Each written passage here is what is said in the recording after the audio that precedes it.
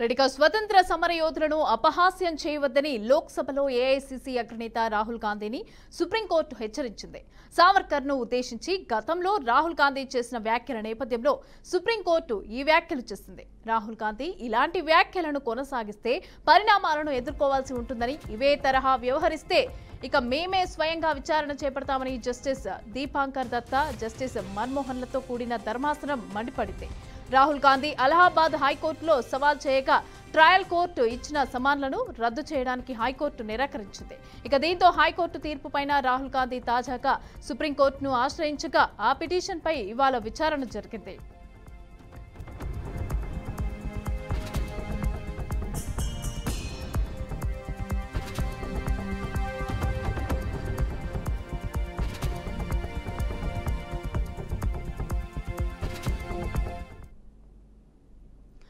YCP హయాంలో రాష్ట్రంలో జరిగిన మద్యం కుంభకోణం నుంచి ప్రజల దృష్టి మళ్లించేందుకు ఇక జగన్ కుట్ర చేస్తున్నారని టీడీపీ ఎంపీ కేశినేని శివనాథ్ అయితే అన్నారు. ఇక విదేశీ కంపెనీలపైన ఆయన అసత్యాలను ప్రచారం చేయిస్తున్నారని ఆగ్రహం వ్యక్తం చేశారు. పెట్టుబడులు పెట్టే ప్రవాసాంధ్రులపైన జగన్ విషం చిమ్ముతున్నారన్నారు. ప్రవాసాంధ్రులపైన నిరాధార ఆరోపణలు చేస్తే ఉపేక్షించేదే లేదని చెప్పారు. రాజధాని అమరావతికి నిధులు రాకుండా జగన్ బ్యాచ్ ప్రయత్నిస్తోందని మండిపడ్డారు. రాష్ట్రానికి నిరుద్యోగ యువతకు నష్టం చేసే పనులను మానుకోవాలని కేశినేని చిన్ని పేర్కొన్నారు. అన్ని పెట్టుబడులతో వస్తే వాళ్ళ స్వర్ణాంధ్రప్రదేశ్ దిశగా రాష్ట్రం ప్రయాణిస్తుంటే ఎప్పుడూ కుట్ర కుతంత్రాలతో రాజకీయాలు నడిపే ఈ పులివెందుల జగన్ రెడ్డి మళ్ళీ ఇంకో కుట్రకు నిద్రలేపాడు. ఇతను దొంగ దొంగ అని ఎదుటోడిని దొంగ చేస్తాడు. ఎందుకంటే ఇతను 21 క్లౌడ్ కంపెనీలు పెట్టారు. ఈ 21 క్లౌడ్ కంపెనీలకి ఒక్క దాంట్లో ఆఫీస్ లేదు. 21 సూట్ కేస్ కంపెనీలు పెట్టిన చరిత్ర నీది. ఈ సూట్ కేస్ కంపెనీలకి అడ్రస్ కూడా, ఆఫీస్ అడ్రస్ కూడా లేని జగన్ రెడ్డి ఇవాళ నువ్వు అక్కడ ఉన్న ఎన్ఆర్ఐలను విమర్శిస్తావా? నువ్వు నీ యొక్క బ్యాచ్ గుర్తుంచుకోండి. ఈ ఎన్ఆర్ఐలు తప్పకుండా రండి, పెట్టుబడులు పెట్టండి, ఇక్కడ ఉన్న పారిశ్రామిక అభివృద్ధికి కృషి చేయండి. మీకు మా ప్రభుత్వం ఆహ్వానిస్తుంది. ఎవరన్నా అడ్డొస్తే కబడ్దార్, నేనున్నా మీ ఎన్ఆర్ఐలు అందరి తరఫున. మీరు కష్టపడి సంపాదించిన సంపాదన పెట్టుబడులు ఇక్కడ పెట్టి పరిశ్రమలకి అభివృద్ధి చేయండి, రాష్ట్రాన్ని ముందుకు తీసుకువెళ్ళబడండి. గత 5 సంవత్సరాలలో ఈ రాష్ట్రం అధోగతి పాలు చేసిన వారికి బుద్ధి చెప్పే విధంగా మనకు యువతకి ఉద్యోగాలు కల్పించాలి. సమాజానికి చేటు కాబట్టే ప్రజలందరూ చాలా దూరంగా పెట్టారు ఇతన్ని. ఇతను పులివెందుల ఎమ్మెల్యే కింద నిలబెట్టారు. ఆఖరికి ప్రతిపక్ష హోదా కూడా ఇవ్వలేని పరిస్థితిలో ఉన్నారు. ఇటువంటి వాళ్ళందరూ మీరు చూస్తుంటే డ్రామా ఆర్టిస్టులు ఇవాళ మద్యం కేసు బిగ్ బాస్ ఎవరో తెలిసిపోయింది. ఇట్లా కేసుల్ని డైవర్ట్ చేయడానికే ఇటువంటి రాజకీయాలు చేస్తున్నారు. కాబట్టి ఎన్ఆర్ఐలకు మరొక్కసారి కోరుతున్నాను, మీరు ఎవ్వరూ అధైర్యపడవద్దు. ఇటువంటి బురద రాజకీయాల్లో వాళ్ళు ఎంత అంటిద్దామన్నా కూడా అభివృద్ధిని ఆపలేరు, నిజాన్ని ఆపలేరు. తప్పకుండా మీ తోడు నేనుంటా. మీరు ధైర్యంగా ముందుకు రండి. పెట్టుబడులు ఏపీలో మెగా డిఎస్సీ నోటిఫికేషన్ విడుదలైన వేళ కీలక పరిణామం చోటు చేసుకుంది. రాజకీయ కురువృద్ధుడు కాపు నేత హరిరామ జోగయ్య సీఎం చంద్రబాబు, అదేవిధంగా డిప్యూటీ సీఎం పవన్ కళ్యాణ్లకు లేఖ రాశారు. మెగా డిఎస్సీపై ఓ కీలక అంశాన్ని ఆయన కూటమి ప్రభుత్వం దృష్టికైతే తీసుకొచ్చారు.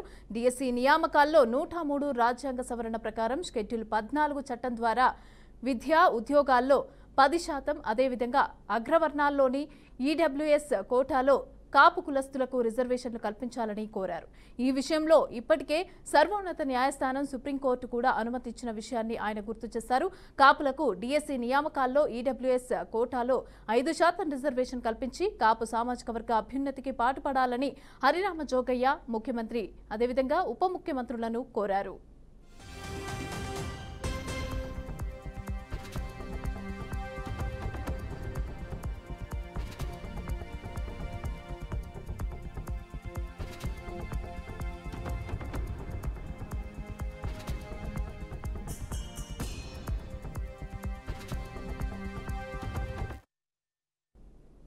జాతీయ గ్రామీణ ఉపాధి హామీ కూలీలకు కూలీ రేటు పెంచాలని ముఖ్యమంత్రి రేవంత్ రెడ్డికి మాజీ మంత్రి జీవన్ రెడ్డి విజ్ఞప్తి చేశారు. ఎండ తీవ్రత దృష్ట్యా వేసవి భత్యం కల్పించే దిశగా చర్యలు చేపట్టాలని ఆయన కోరారు. మార్చిలో 25%, మే, ఏప్రిల్ నెలలకు సంబంధించి 30% కల్పించాల్సి ఉన్నప్పటికీ ఈ విషయంలో కేంద్ర రాష్ట్ర ప్రభుత్వాలు ఏ విధమైన నిర్ణయం కూడా తీసుకోకపోవడం బాధాకరమని అన్నారు. ఈ అంశంపైన ముఖ్యమంత్రి రేవంత్ రెడ్డికి ఆయన లేఖ రాశారు. తెలంగాణలో ఉపాధి హామీ కూలీలకు గత ఏడాది కూలీ రేటు 300 రూపాయలు చెల్లించగా ఈ ఏడాది కేవలం 7 రూపాయలు పెంచి ప్రస్తుతం 307 రూపాయలు మాత్రమే చెల్లిస్తున్నారని చెప్పారు. వేసవిలో కరువు భత్యం చెల్లించకపోవడంతో కూలీలు చాలని వేతనంతో ఇబ్బందులు పడుతున్నారని తెలిపారు. ఇక ఇప్పటికే హర్యానా, పంజాబ్ రాష్ట్రాల్లో కూడా కూలీలకు రోజువారీ కూలీ రేటు 400 రూపాయలు చెల్లిస్తున్నారని చెప్పారు. అది పరిగణలోకి తీసుకొని తెలంగాణలో కూడా తగిన చర్యలు తీసుకోవాలని కోరారు.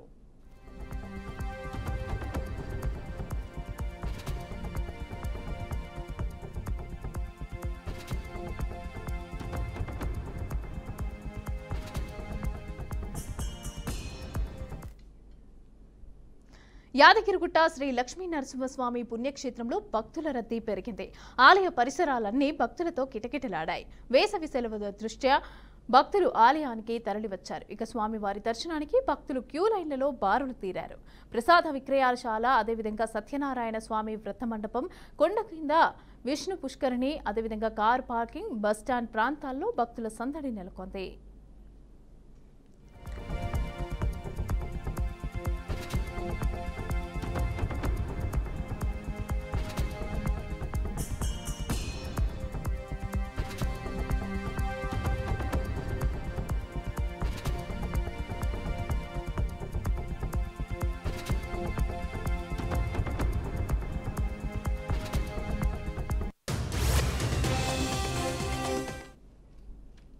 ఇస్రో మాజీ చైర్మన్ డాక్టర్ కృష్ణస్వామి, చైర్మన్ కస్తూరి రంగన్ గుండెపోటుతో కన్నుమూశారు. ప్రస్తుతం ఆయన శ్రీలంక పర్యటనలో ఉండగా హార్ట్అటాక్కి గురయ్యారు. ఇక దీంతో వెంటే ఉన్న కుటుంబ సభ్యులు ఆయనను హుటాహుటిన చికిత్స నిమిత్తం ఫ్లైట్లో బెంగళూరుకి తీసుకెళ్లి అక్కడ నారాయణ హెల్త్ సిటీ ఆసుపత్రిలో చేర్పించారు. అప్పటికే పరిస్థితి విషమించడంతో కస్తూరి రంగన్ చికిత్స పొందుతూ తుదిశ్వాస విడిచారు.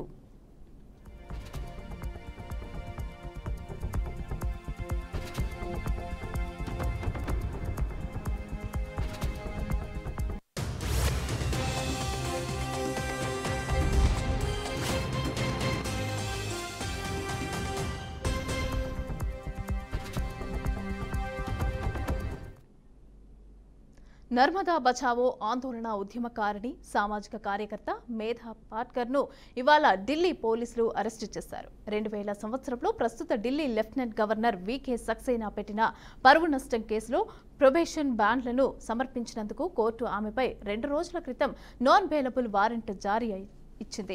ఇక ఇవాళ ఆమెను సామాజిక కార్యకర్త మేధా పాట్కర్ను అరెస్టు చేశారు. ఇక ఇవాళ మధ్యాహ్నం పోలీసులు నిజాముద్దీన్లోని ఆమె నివాసానికి వెళ్లి అదుపులోకి తీసుకున్నట్లుగా south east deputy commissioner of police Ravikumar Singh తెలిపారు.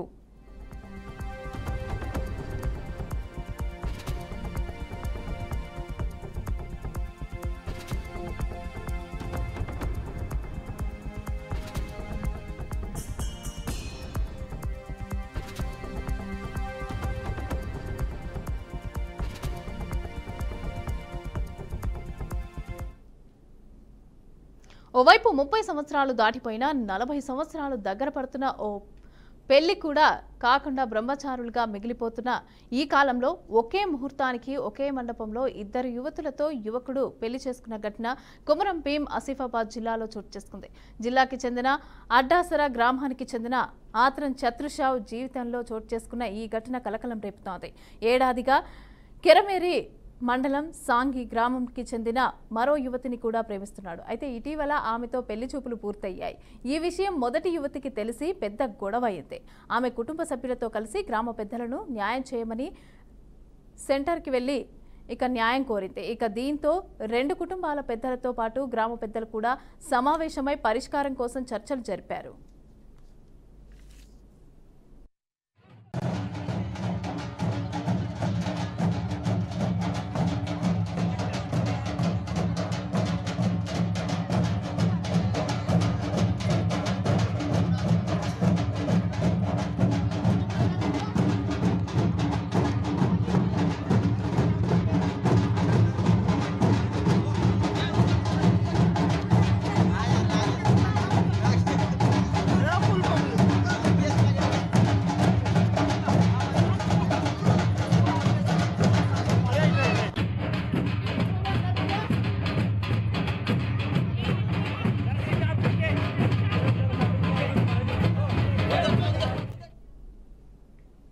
పాకిస్తాన్ రేంజర్లు భారత సరిహద్దు భద్రతా దళానికి చెందిన ఓ జవాన్ను తమ అదుపులోకి తీసుకున్నారు.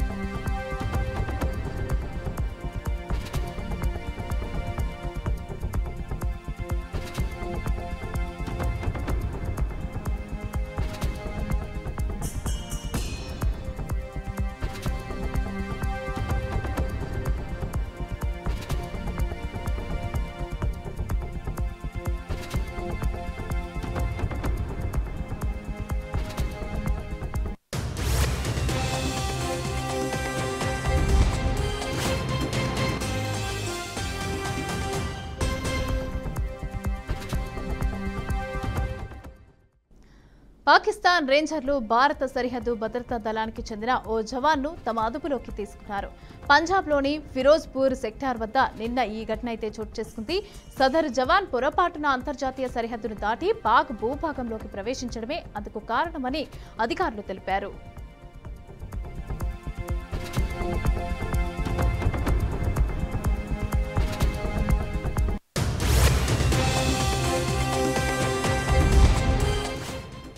పాక్ రేంజర్ల అదుపులో ఉన్న జవాన్ను 182వ బీఎస్ఎఫ్ బెటాలియన్ కి చెందిన కానిస్టేబుల్ పీకే సింగ్ గా గుర్తించారు. ఆయన పశ్చిమ బెంగాల్ రాష్ట్రానికి చెందిన వారని తెలిసింది.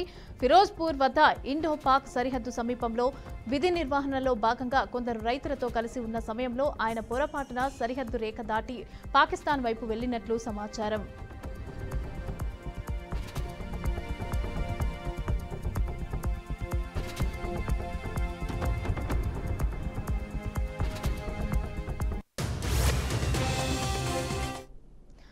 జవాన్ పీకే సింగ్ ను సురక్షితంగా వెనక్కి రప్పించేందుకు భారత ఆర్మీ అధికారులు తక్షణమే చర్యలు చేపట్టారు. ఇందులో భాగంగానే పాకిస్తాన్ రేంజర్లతో ఫ్లాగ్ మీటింగ్ నిర్వహిస్తున్నారు. అయితే ఇరు దేశాల మధ్య ఇటువంటి అనుకోని సంఘటనలు జరిగినప్పుడు స్థానిక కమాండర్ల స్థాయిలో ఫ్లాగ్ మీటింగ్లు నిర్వహించి సమస్యను సామరస్యంగా పరిష్కరించుకోవడం సాధారణ సైనిక ప్రక్రియ అని అధికారులు పేర్కొన్నారు. గతంలో కూడా పౌరులు లేదా సైనికులు పొరపాటున సరిహద్దు దాటిన సందర్భాలు ఉన్నాయని, వాటిని ఇదే పద్ధతిలో పరిష్కరించారని కూడా గుర్తు చేశారు.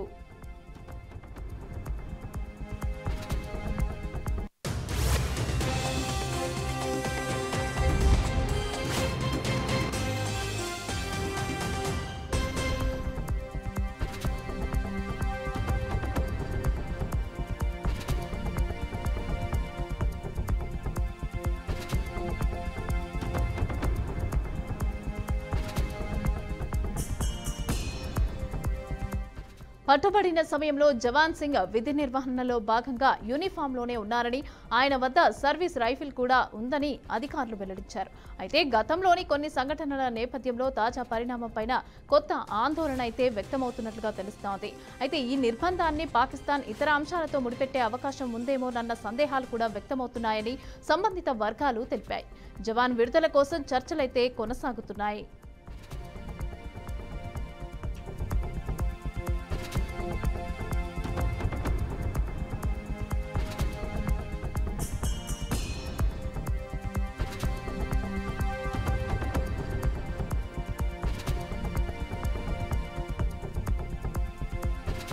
మన ఇంట్లో ఏ చిన్న శుభకార్యం జరిగినా కూడా బంగారం కొనుగోలు చేస్తూ ఉంటాం.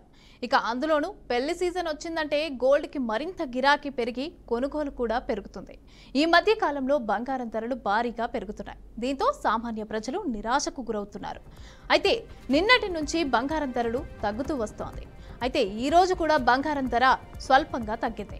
ఇక ఈ ప్రధాన నగరాలైన హైదరాబాద్, విజయవాడలో నిన్న 90 నుంచి 150 ఉన్న 22 క్యారెట్ల బంగారం అదేవిధంగా ధరలపైన 100 రూపాయలైతే తగ్గి 90,050 రూపాయలుగా ఉంది.